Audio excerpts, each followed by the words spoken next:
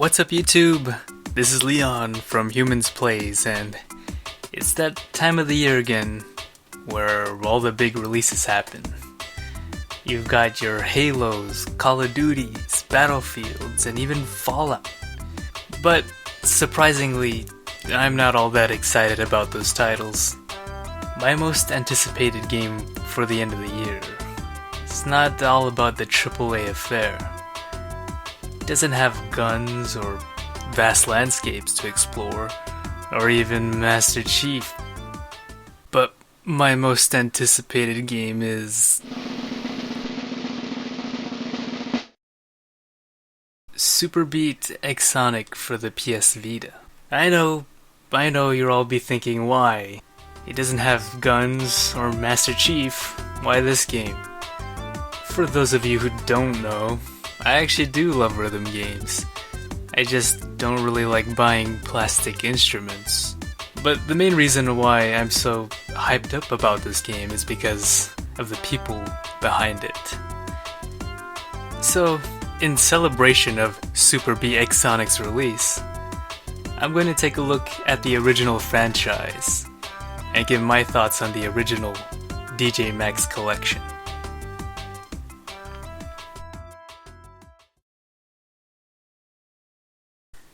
Before we get into the actual franchise, we're going to talk about DJ Max Online, which was the very first in the franchise, and the one I know least about. It was released in June 2004 and was on the PC. It was developed by Panavision, a South Korean game development studio. Other than that, that's all I really know about DJ Max Online. But this leads us into our first game.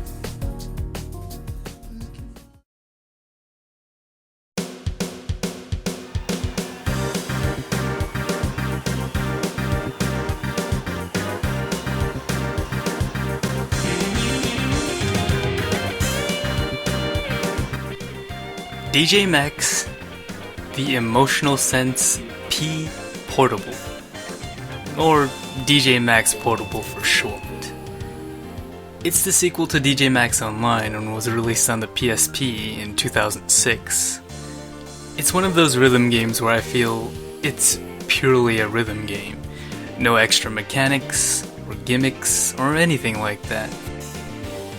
I consider other games like Beatmania or DDR to be pure rhythm games, and this game pretty much follows suit.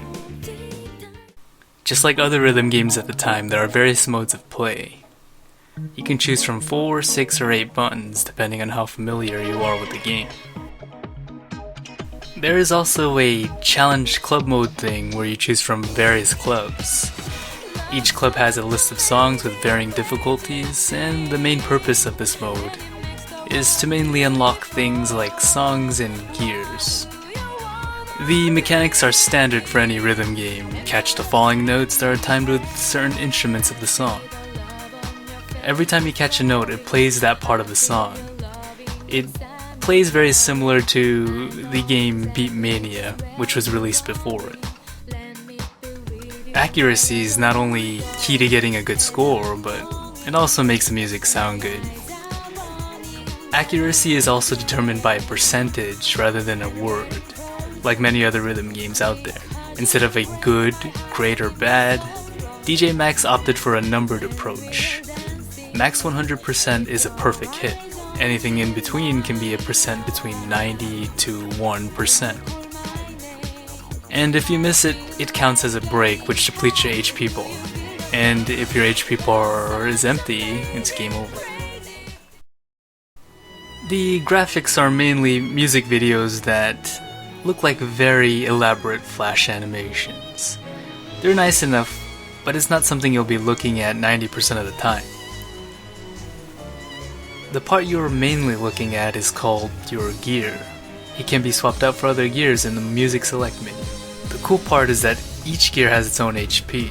Some of them have more and others have less, if you want to have more of a challenge. It's nothing game changing and it's a nice addition. Before I go to the next game, let me elaborate on how difficult this game is. Even on easier songs, the note patterns are very unforgiving, especially for newcomers. From what I gather, the note patterns are taken from DJ Max Online, with very little tweaks.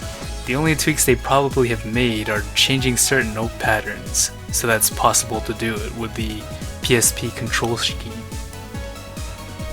Other than that, the note patterns are probably very similar. If you're looking to get into the series, the first one's probably not the best one to start with. If you're looking to get a copy, there are still some selling for affordable prices. Unfortunately, the original Korean released version is pretty hard to get. The international version has censorship issues and certain songs have been cut out because of this. But it doesn't stop it from being a good game. DJ Max Portable still holds up today as a fantastic hardcore rhythm game.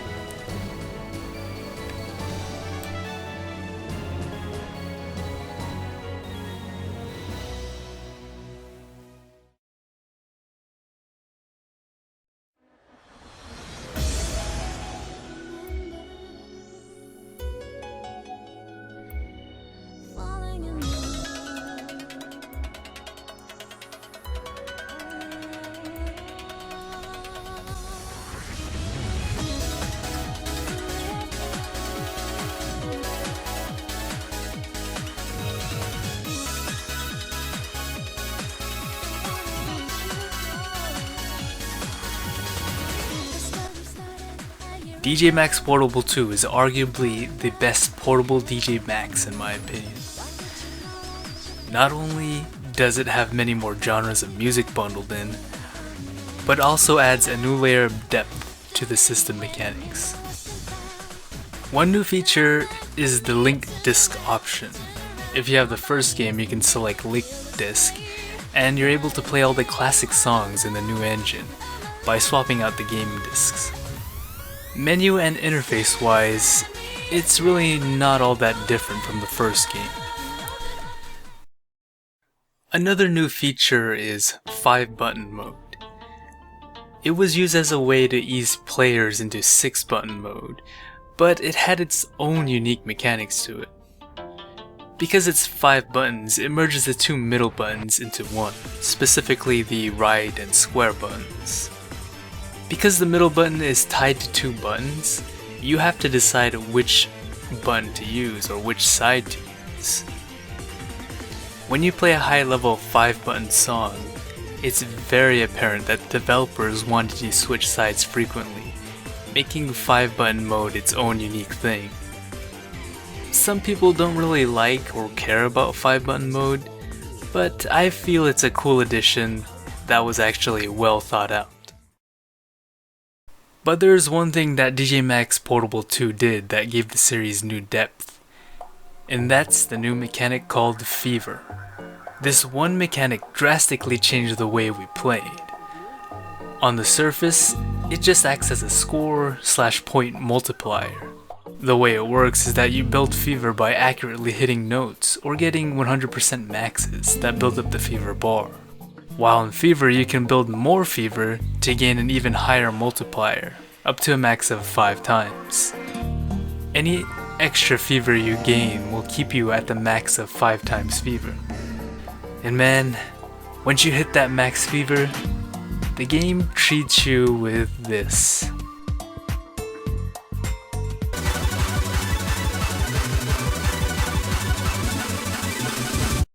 Besides giving you a combo/score multiplier, there are 2 major reasons why Fever changes the way you play. First of all, Fever is a timed mechanic.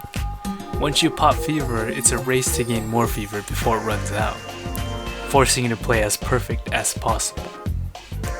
Let's say you pop Fever when there's downtime or you're at a slow part in the song. That pretty much means you've wasted your Fever. There are just certain situations where you don't want to pop Fever as soon as possible. Second, the Fever mechanic is also high risk, because once you get to 4 times Fever, you go up 1 speed. For example, if you were already on a high speed and you hit 4 times Fever, and then you don't adjust to the speed quickly enough, it could mean the end of your high score. Just like in the first one, you can still swap out gears.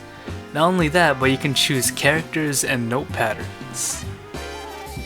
And instead of just a change in HP, there's also other stats that affect the way you play. Auto changes miss notes into 1%. Fever reduces the amount of perfect notes you need to get to gain Fever. Tech widens the timing window for notes. And Def Up increases the Fever time window. While these stats are cool and all, I just pick what looks cool. Another new feature is the mission mode. This mode replaces that club mode from the first game.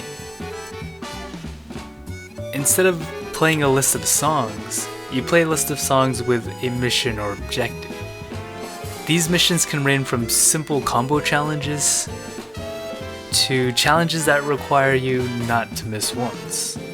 There are also certain challenge missions that use different effectors like blink or faders to mix up the gameplay. All in all, mission mode is a great addition to keep players invested.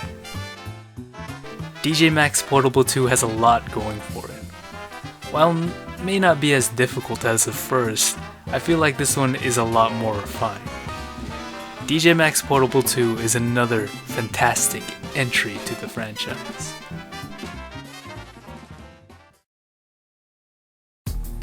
Hey guys, thanks for watching my video. Stay tuned for the second part on my thoughts on the DJ Max collection. I hope to see you guys in the next video.